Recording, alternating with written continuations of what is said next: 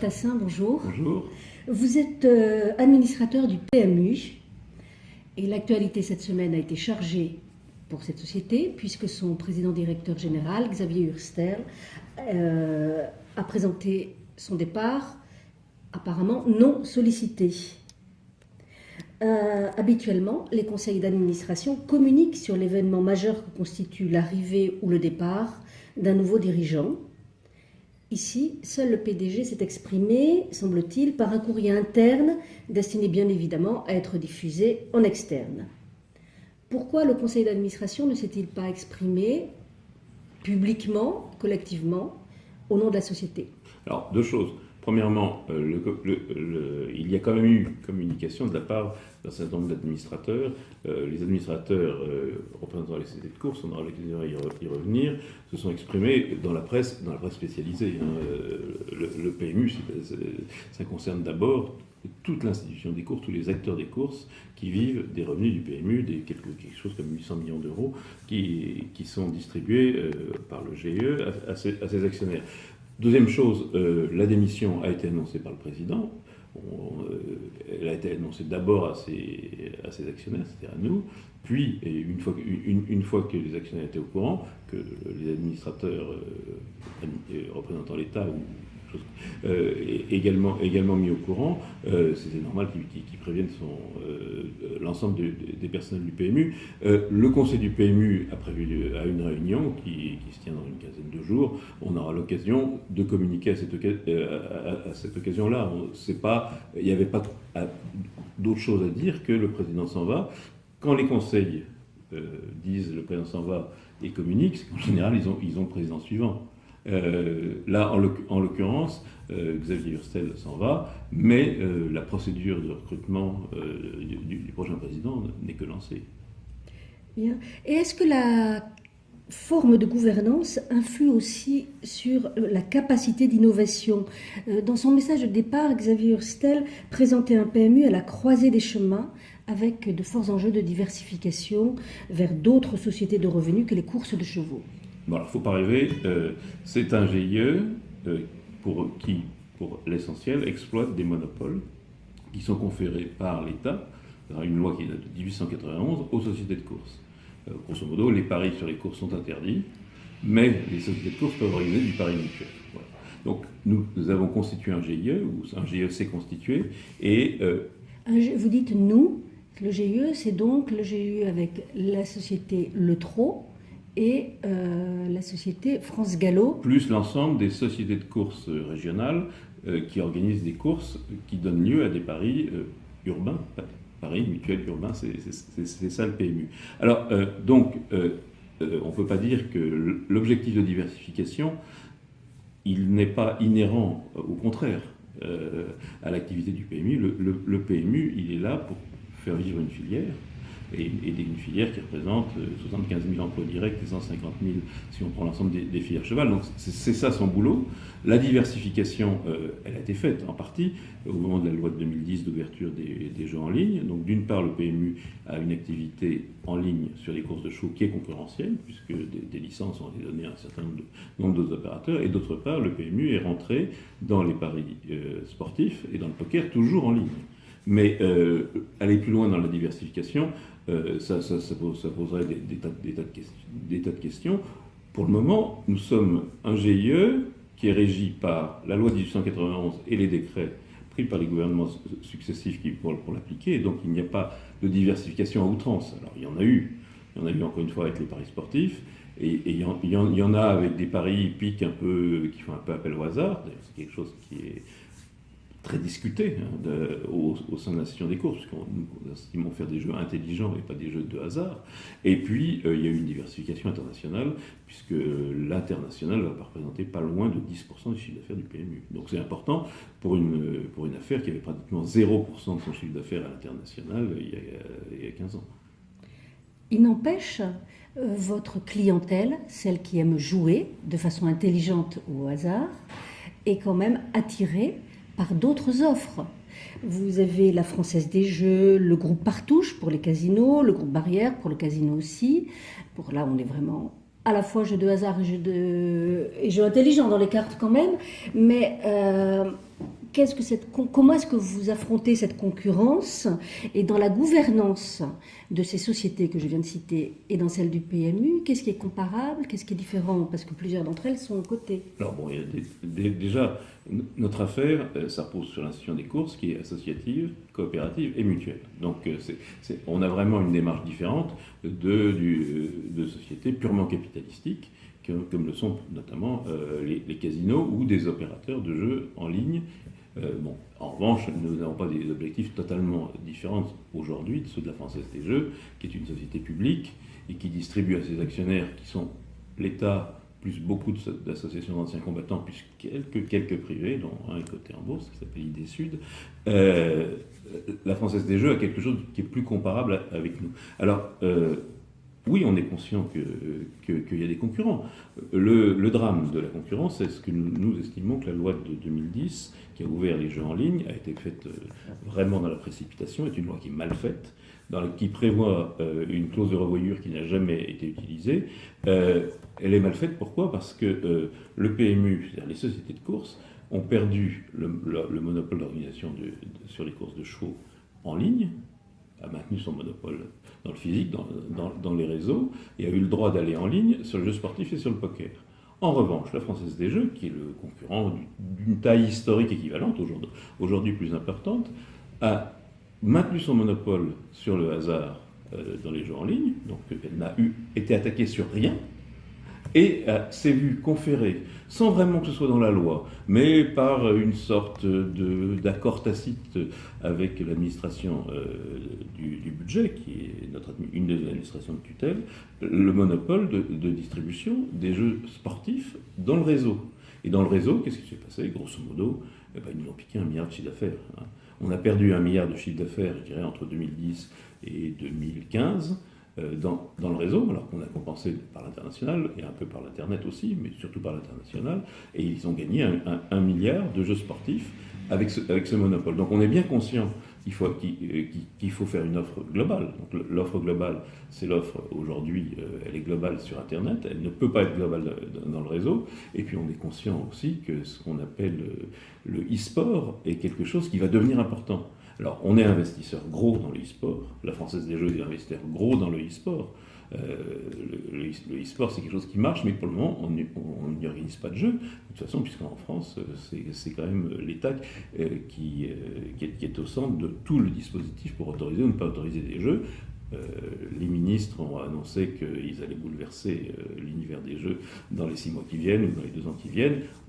On va voir. En revanche, le PMU est très très innovant sur plein de trucs.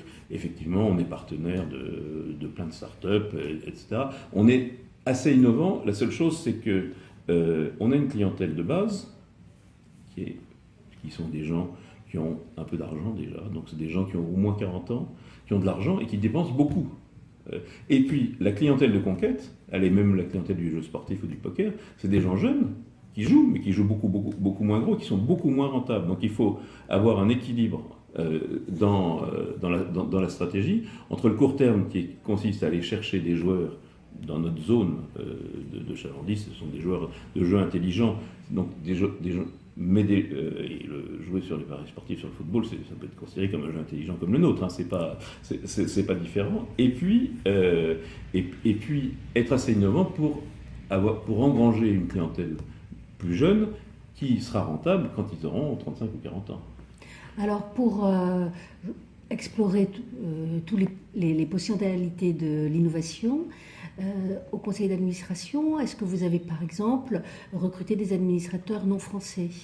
Ah non, alors notre affaire est quand même particulière, hein, puisqu'encore une fois, c'est un GI qui, pour l'essentiel des recettes, provient de l'exploitation d'un monopole accordé aux sociétés de course. Donc,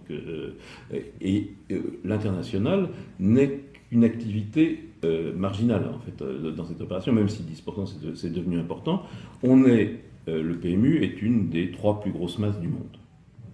avec une masse australienne et la masse de Hong Kong, bon, et puis il y a une de Paris Mutuel, les autres masses étant très importantes, étant celle du Japon, mais qui n'est pas ouverte, puisque la loi au Japon interdit qu'on prenne des paris en ce qu'on appelle en masse commune, et puis il y a des masses américaines. Donc on est très bon à l'export, mais l'idée de faire rentrer des étrangers, ça serait un bouleversement complet du modèle. Et ce modèle, c'est le modèle du monopole du pari mutuel en France qui finance ces filières. Bien, mais alors, quand on compare la gouvernance du PMU avec celle des autres sociétés cotées, qui sont très, très encadrées par plusieurs lois, par exemple, je pense à la loi Copé-Zimmermann sur le rôle des femmes. Est-ce que vous avez déjà eu des femmes administratives? On en a une aujourd'hui, qui est Madame Mantel, qui par ailleurs est la numéro 2 du ministère du Budget. Dans les sociétés de course, c'est un univers qui est relativement masculin, même si l'univers du cheval est en train de devenir féminin par son recrutement, puisqu'il y a plus de filles que de garçons dans les clubs hippiques, il y a plus de filles que de garçons dans les écuries. Nous avons à France Gallo, sur 12 administrateurs, nous avons 2 femmes. Et le trot, on a 2 aussi à ma connaissance. Donc on n'est pas complètement fermé, mais évidemment, on n'est pas sur un système de quotas. C'est quelque chose qui est inenvisageable compte tenu du fonctionnement associatif, encore une fois. Et dans les associations, les assemblées générales sont très importantes. Est-ce que vous pourriez nous expliquer quel est le rôle de l'Assemblée générale du PMU et celle du Conseil, et celui du Conseil? L'Assemblée générale du PMU, son premier rôle, c'est d'élire les membres du Conseil, comme toutes les assemblées générales. Donc de toute façon, ça c'est un rôle primordial. L'Assemblée générale du PMU approuve les comptes, comme toutes les assemblées générales, et on lui présente le budget pour discussion. Donc l'Assemblée générale du PMU regroupe une très petite centaine, 70 sociétés de course, dont les 2 sociétés mères qui sont à elles 2 majoritaires. Et puis le conseil est là pour gérer, pour gérer la société, mais c'est un conseil qui fonctionne presque comme un conseil normal, c'est-à-dire que c'est un conseil qui est là pour faire quoi? Pour contrôler l'exécution et parler de stratégie. Donc on est sur un conseil assez classique. Là, par exemple, le prochain conseil, on est sur la stratégie marketing qui a été définie par Xavier Hurstel et qui va nous présenter. Et puis le conseil ensuite de novembre arrête le budget. Bien. Sur l'évolution de la gouvernance ces 10 dernières années, l'Hebdo des AG présente lundi 25 une enquête sur ce qui s'est passé dans l'univers des sociétés cotées. Et vous, en 10 ans, comment est-ce qu'a évolué votre... On a connu la révolution. De toute façon, nous sommes en révolution complète depuis 20 ans. Le PMU a été constitué en GIE. Le PMU, historiquement, était un service commun des sociétés de course parisiennes. Et historiquement, a été constitué en GIE avec la montée en puissance de l'État, en 1974 d'abord, puis en 1983. Et donc le PMU et GIE constitués depuis 1983, et depuis 1995, on a trouvé cette espèce d'équilibre. C'est l'Assemblée générale qui est les administrateurs, mais on a trouvé un équilibre dans le recrutement des administrateurs et dans la manière dont le président, qui est quand même nommé, qui est proposé par les sociétés de course, mais nommé par le ministère du Budget, approuvé par le ministère du Budget, est organisé. Donc on a connu une première révolution, je dirais, en 1995, avec un changement complet. C'est-à-dire qu'au lieu d'avoir un président du PMU qui était tout puissant et qui, sans aucun contre-pouvoir dans le GIE, on a créé un conseil des administrateurs devenu conseil d'administration. Ça c'est 83. Et puis ensuite, nous avons subi, à partir de 95, il a fallu, grosso modo, la fusion des sociétés de course de galop et donc l'émergence de France Gallo à la place de ces sociétés. Il a fallu transformer ce qui était une administration. Le PMU, c'était une administration, un peu comme la Française des Jeux a été, en une société monopolistique d'exploitation. Et à partir de 2010, il a fallu transformer une société d'exploitation d'un monopole dans une société qui rentre dans un domaine concurrentiel, et notamment avec un concurrent extraordinairement puissant qui est la Française des Jeux, alors qui se trouve avec ce système extraordinaire d'économie mixte qu'on a, avoir des administrateurs communs avec le PMU. Donc le PMU et la Française des Jeux ont des administrateurs communs. La Française des Jeux rapporte plus au budget, comme ces gens viennent en général du ministère du Budget. On a le sentiment d'avoir une politique déséquilibrée. Alors tout ça a fait beaucoup de changements. Dans un univers, les courses, on est obligé de voir de loin. Quand on fait saillir une jument, le produit courra au maximum 3 ans après. Si c'est au trot ou en obstacle, il commencera à faire une carrière 4 ou 5 ans après. Donc on est forcément sur des tendances longues, tout en étant dans du commercial quotidien, puisqu'il faut faire en moyenne, grosso modo, il faut avoir 25 millions d'euros de chiffre d'affaires tous les jours. Pour résumer, d'un côté, nous avons les sociétés cotées, où les pouvoirs des présidents ont été contrecarrés par la montée croissante des femmes dans les conseils et aussi celle des administrateurs indépendants puis référents. Et vous l'avez fait d'une façon... On a fait le contraire. On n'a pas d'administrateur indépendant. On n'est pas indépendant. On est au service d'une filière et donc aussi bien d'ailleurs les administrateurs, l'État que les administrateurs issus de ces filières, on est là pour faire tourner une filière économique, encore une fois, c'est des filières hippiques de 150 000 emplois en France, avec un exemple de l'aménagement du territoire, puisqu'on a 240 hippodromes en France, un hippodrome sur 2 en Europe est en France. Une dernière question, plus personnelle. Vous êtes donc administrateur, mais vous n'êtes pas vraiment juridiquement représentant de la société mère dont vous faites partie. Vous êtes quand même indépendant. Non. Oui, tout à fait. On est élu à titre personnel.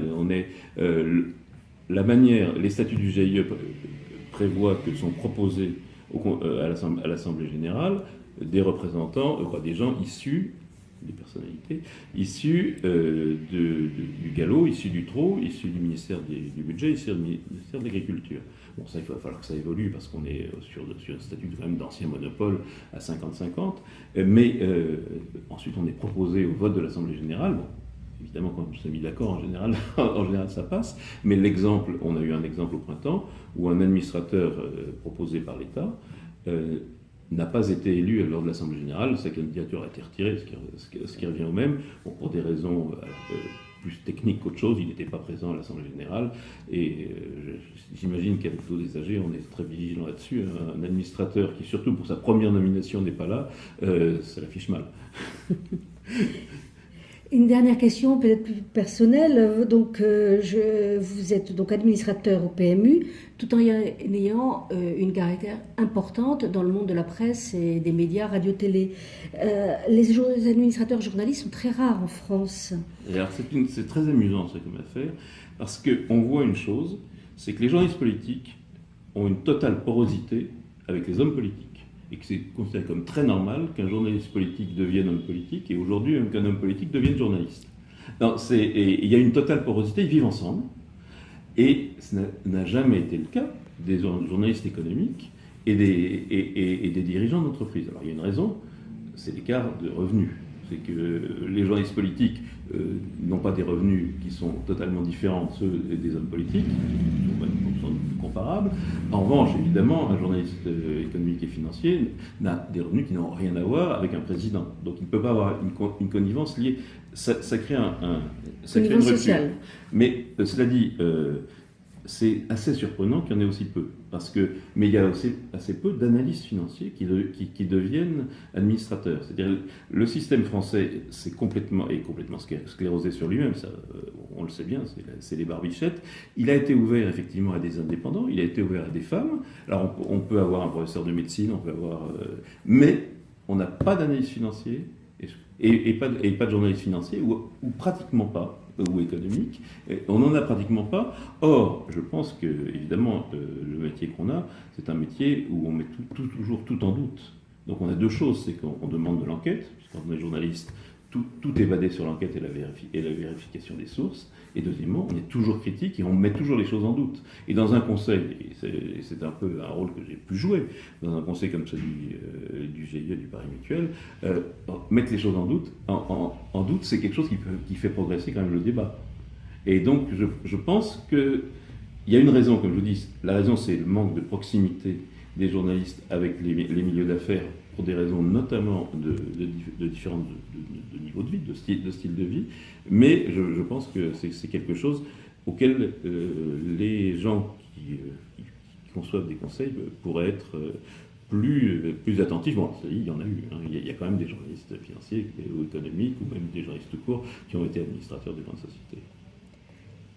Hubert Tassin, merci d'avoir répondu à l'Hebdo des âgés. Merci.